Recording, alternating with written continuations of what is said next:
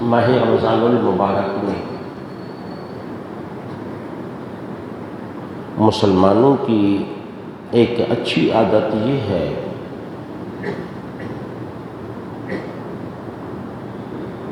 کہ وہ اپنے سال بھر کی زکوٰۃ اس مہینے میں نکالتے ہیں۔ کچھ اللہ کے بندے خوش دلی کے ساتھ فرض زکوٰۃ سے زیادہ بخوشی اپنے مال میں سے اچھا اللہ کی راہ میں دیتے ہیں، اور کچھ ایسے ہیں کہ جن کو دعا کرنے کی ضرورت ہے کہ اللہ تعالیٰ انہیں بھی اپنے حلال مال میں سے زکوٰۃ ادا کرنے کی توفیق عطا فرمائے۔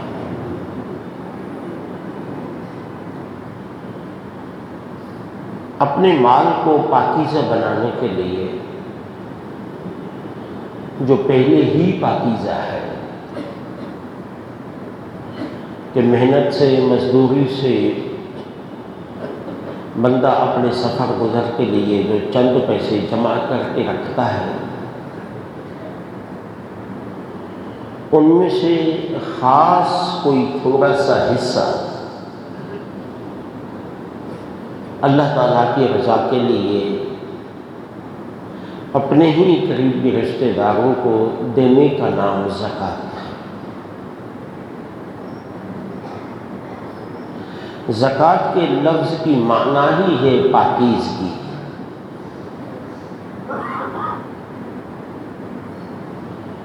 اور اللہ تعالیٰ نے اپنے حبیب صلی اللہ علیہ وآلہ وسلم کو حکم دیا، خذ من اموالہم صدقۃ تطہرہم وتزکیہم بہا۔ محبوب آپ کی امت کے جو مالدار لوگ ہیں ان سے زکوٰۃ لو، انہیں اندرونی اور باہر کی غلاظتوں سے ان کو اور ان کے مال کو پاک بنا۔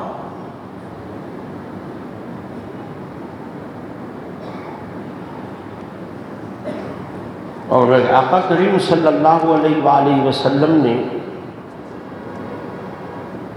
حضرت اکرمہ روایت کرتے ہیں کہ حضرت عبداللہ ابن عباس روایت کرتے ہیں کہ دو چیزیں شیطان کی طرف سے ہیں اور دو چیزیں رحمان کی طرف سے ہیں جو انسان کے دل میں ڈالی جاتی ہیں۔ الشیطان یعدکم الفقر ویأمرکم بالفحشاء۔ شیطان دل میں یہ خیال ڈالتا ہے کہ اللہ کی راہ میں دو گے، زکوٰۃ نکالو گے، فطرانہ نکالو گے تو تم تو کنگال ہو جاؤ گے، ہر سال یہ جمع کردہ رقم سے نکالتے جاؤ تو بچے گا ہی کیا؟ تو شیطان تمہارے ذہنوں میں یہ خیال ڈالتا ہے کہ زکوٰۃ دینے سے آدمی مفلس ہوتا ہے، اور وہ تمہیں فحش گناہ کے کاموں کے لیے ابھارتا ہے۔ دو کام شیطان کرتا ہے، اور اللہ تبارک و تعالیٰ شیطان کے مقابلے میں مسلمانوں کے دل میں یہ خیال ڈالتا ہے، بلکہ قرآن میں حکم دیتا ہے، واللہ یعدکم مغفرہ، کہ اللہ تبارک و تعالیٰ تمہارے بخشش کا بھی وعدہ کرتا ہے اور تم پہ فضل کا بھی وعدہ کرتا ہے، یعنی تم اللہ کی راہ میں دو گے تو میں تمہیں اس سے زیادہ عطا کروں گا۔ اب دینا کیا چاہیے؟ قرآن نے کہا لن تنالوا البر حتی تنفقوا مما تحبون، جب تک اپنی پسندیدہ چیز اللہ کی راہ میں نہیں دو گے تب تک کمال ثواب کو نہیں پہنچو گے۔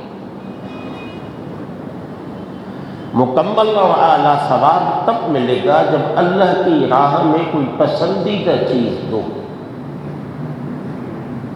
ہم تو بچا کچا کھانا دینے کو بھی کسی کو تیار نہیں ہوتے، ہم تو پرانے پھٹے ہوئے کپڑے مسجد والوں کو بھیج دیتے ہیں، ابا فوت ہو گیا، ابا کے پرانے کپڑے خدا کی راہ میں دے دو، اور جو چیزیں ابا کی پسند ہے وہ اپنے پاس رکھ لو۔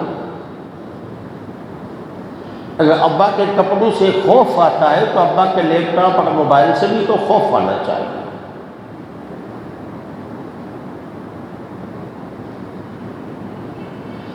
تو اللہ نے فرمایا لن تنالوا البر حتى تنفقوا مما تحبون، تم نیکی کو نہیں پہنچ پاؤ گے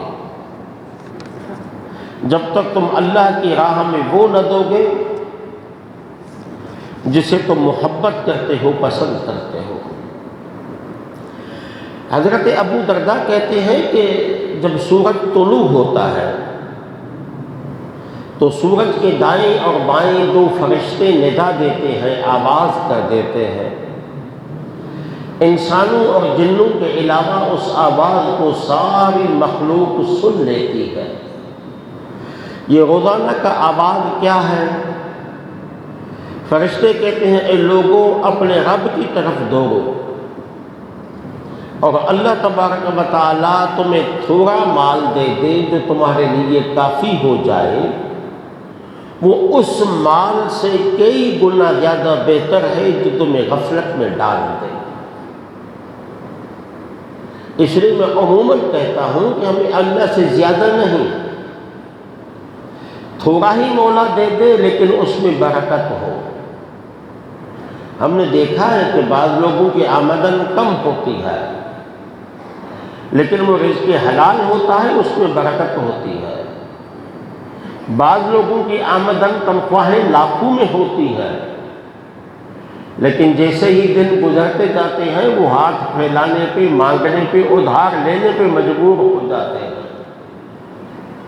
یہ بے برکتی کے بہت سارے وجوہات میں سے سب سے بڑی وجہ یہ ہے کہ انسان اللہ کی راہ میں اللہ کا حصہ نہیں نکالتا۔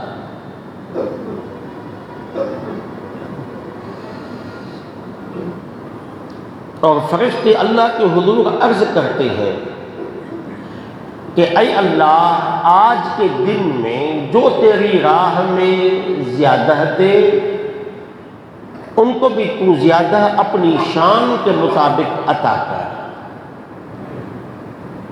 اور مولا جو آج کی راہ میں تیرے نام پہ ہاتھ روک دے، کسی کو کچھ نہ دے، مولا تو بھی ان سے اپنا ہاتھ روک لے۔ یہ دو فرشتے روزانہ دعائیں دیتے ہیں ان لوگوں کو جو صبح کو اٹھ کے کچھ نہ کچھ اللہ کی راہ میں کسی غریب کو دے دیتے ہیں کہ مولا تو ان کو دے دے۔ اب ان فرشتوں کا کیا، کہ وہ دینے والوں کے لیے، خدا کی راہ میں دینے والوں کے لیے دعائیں کر رہے ہیں اور نہ دینے والوں کے لیے بد دعائیں دے رہے ہیں۔ یہ حضور کی حدیث ہے۔ بس وہ جو اللہ کی راہ میں دیتے ہیں پھر ان کی فرشتوں کی دعاؤں کی وجہ سے ان کے مال میں برکت بھی آ جاتی ہے۔ جو نہیں دیتے بہت بڑی آمدنی کے باوجود بھی ان کے مال میں بے برکتی ہوتی ہے۔